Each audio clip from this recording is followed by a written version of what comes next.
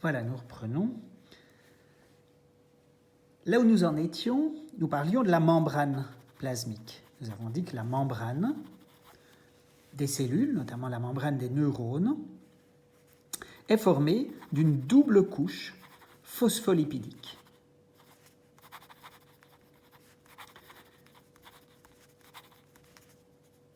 La membrane sépare le liquide extracellulaire à l'extérieur du neurone et le liquide extracellulaire à l'intérieur du neurone. Ces liquides contiennent surtout de l'eau, mais aussi des ions. Et nous avons déjà parlé des premiers acteurs. À l'extérieur, on a plus de sodium, plus de Na+, qu'à l'intérieur. À l'extérieur, on a aussi plus de chlore qu'à l'intérieur. Par contre, à l'intérieur, on a plus de potassium qu'à l'extérieur. Les ions K+, le potassium.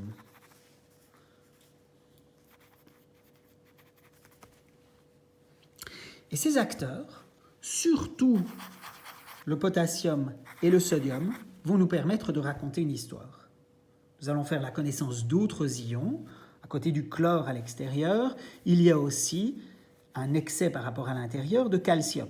Nous verrons d'ailleurs qu'à un moment du cours, que le calcium, s'il est présent en excès à l'intérieur de la cellule, pourrait tuer la cellule, que le calcium est toxique pour la cellule. Je le dis, comme ça c'est déjà une manière pour nous de nous souvenir qu'il vaut mieux que le calcium soit à l'extérieur. Et nous verrons encore d'autres ions, mais ceux avec lesquels nous allons le plus travailler sont les ions Na, donc les ions sodium, et les ions K, potassium. Ceux qui ont fait un tout petit peu de chimie savent déjà que l'ion sodium, c'est Na+, avec un seul plus, que l'ion calcium, c'est le Ca2+, ou Ca++, avec 2+. L'ion chlore, c'est Cl-, donc il n'y a pas d'ion Cl+, par exemple.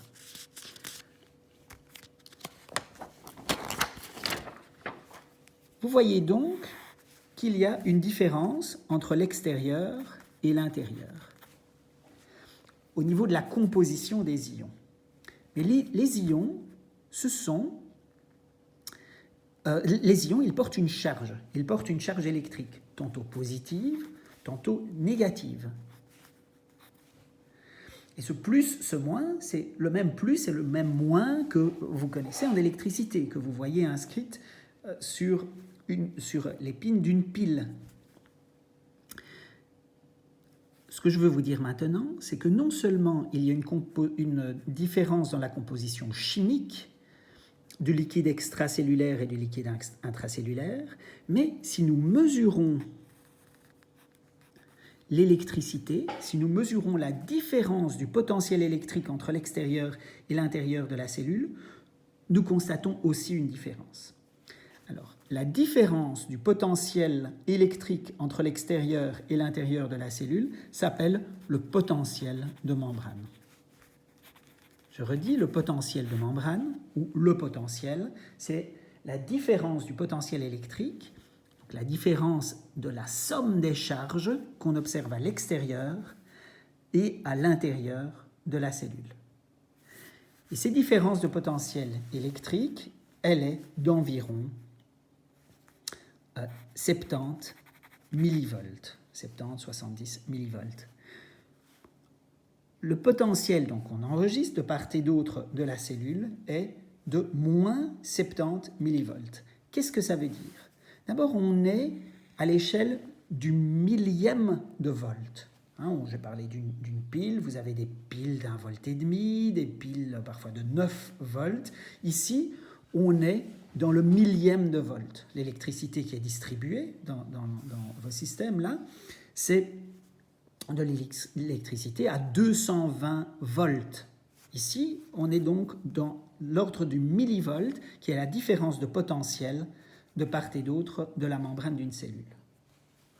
Et ce moins veut dire que le potentiel est plus négatif à l'intérieur.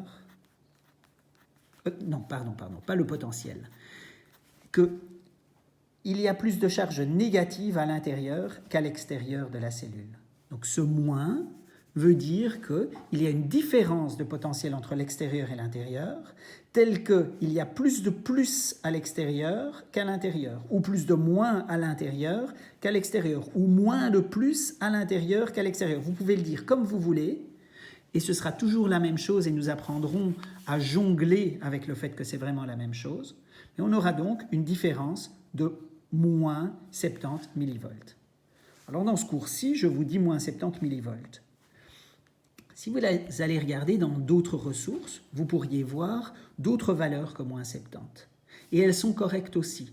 Ce qui se passe, c'est que j'essaie de vous raconter une histoire qui soit à peu près valable pour tous les neurones de notre corps, mais aussi tous les neurones de tous les animaux. Et vous vous imaginez bien que c'est parfois pas tout à fait précis, que vous allez voir parfois moins 65.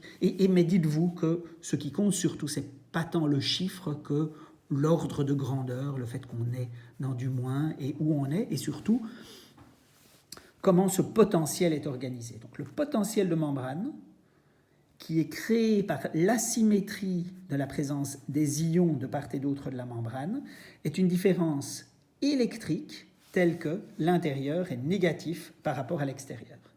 Alors vous allez dire, mais comment ça se fait que l'intérieur est négatif, vu que le potassium est positif, et qu'à l'extérieur, on a même du chlore qui est négatif. Mais tout est une question de concentration, tout est une question de proportion. Il y a aussi d'autres molécules chargées négativement qui interviennent dans cette somme.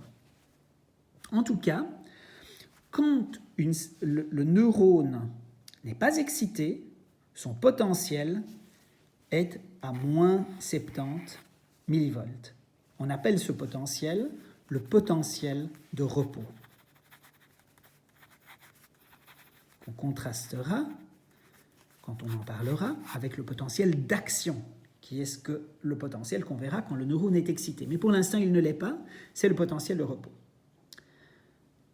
Si le neurone n'était pas excitable, on serait toujours au potentiel de repos. Ça ne changerait pas. Cette membrane qui est faite donc de phospholipides, d'une double couche phospholipidique,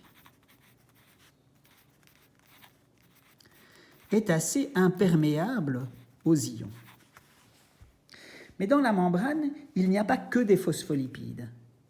Nous avons aussi des protéines, et certaines de ces protéines ont une forme de tube qui sont enchâssées parmi les phospholipides.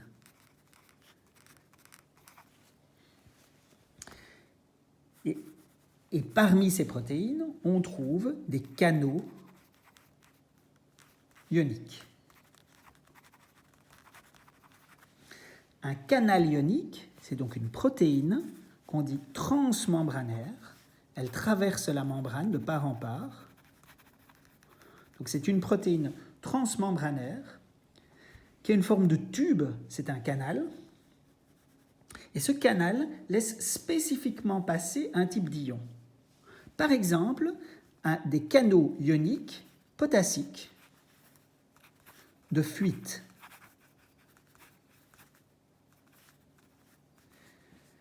De fuite, ça veut dire que le potassium peut s'enfuir.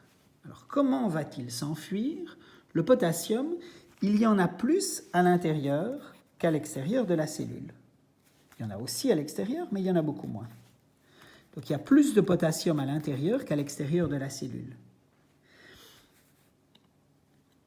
Si le potassium passe à proximité d'un canal de fuite, il peut l'emprunter. Et un ion dans un canal ionique peut passer dans un sens comme dans l'autre. Mais comme il y a plus de potassium à l'intérieur, il y a plus de potassium qui aurait tendance à l'emprunter de l'intérieur vers l'extérieur que l'inverse. Donc à travers un canal ionique potassique, par exemple ce canal ionique potassique de fuite, le potassium aura plutôt tendance à sortir de la cellule. Vous voyez, on a du potassium qui est présent en plus grande quantité à l'intérieur qu'à l'extérieur. Si un canal potassique s'ouvre, le potassium a plutôt tendance à sortir qu'à rentrer, simplement parce qu'il y a plus de potassium à l'intérieur qu'à l'extérieur. Et que si les mouvements étaient équivalents pour chacun de l'intérieur vers l'extérieur ou l'extérieur vers l'intérieur, eh bien, statistiquement, on se retrouverait avec plus de potassium qui sort que de potassium qui entre. Et donc, au total, un mouvement net de potassium. On dit, quand le potassium passe de là où il y en a beaucoup à là où il y en a peu, qu'il suit son gradient de concentration ou son gradient chimique. Cette notion de gradient, c'est d'aller de là où il y en a beaucoup vers là où il y en a peu. Ici, on parle bien d'un gradient de concentration ou d'un gradient chimique. C'est le fait que le potassium soit présent en grande quantité, que la concentration de potassium soit élevée, qui fait, quand il suit son gradient chimique, qu'il va de là où il y en a beaucoup vers là où il y en a peu, c'est-à-dire que le potassium sort. Il passe du liquide intracellulaire vers le liquide extracellulaire. Il suit son gradient chimique. On dit suivre son gradient, aller de là où il y en a beaucoup vers là où il y en a peu. Maintenant, que se passe-t-il pour ce même potassium par rapport à son gradient, au gradient électrique? Qu'est-ce qui concerne ces ions potassiques par rapport au gradient électrique? Ce n'est plus le fait que ce soit du potassium, mais c'est le fait qu'il soit chargé positivement. Et donc nous devons nous demander, quand le potassium sort et qu'il suit son gradient chimique, est-ce qu'il suit également son gradient électrique? C'est-à-dire, est-ce qu'on va de là où il y a beaucoup de plus vers là où il y a peu de plus? Mais ça, ce n'est pas le cas, puisqu'on sait qu'il y a beaucoup de plus à l'intérieur, plus à l'extérieur par rapport à l'intérieur. Donc le potassium, en sortant, ne suit pas son gradient électrique, il va contre son gradient électrique. Je redis cette notion. Suivre son gradient, c'est d'aller là où il y en a beaucoup vers là où il y en a peu. Si c'est le gradient chimique, le potassium, il va de là où il y a beaucoup de K vers là où il n'y en a pas beaucoup. Si c'est le gradient électrique, c'est l'inverse. On voit bien qu'à l'extérieur, il y a plus qu'à l'intérieur. Et donc, en sortant, il va contre son gradient électrique.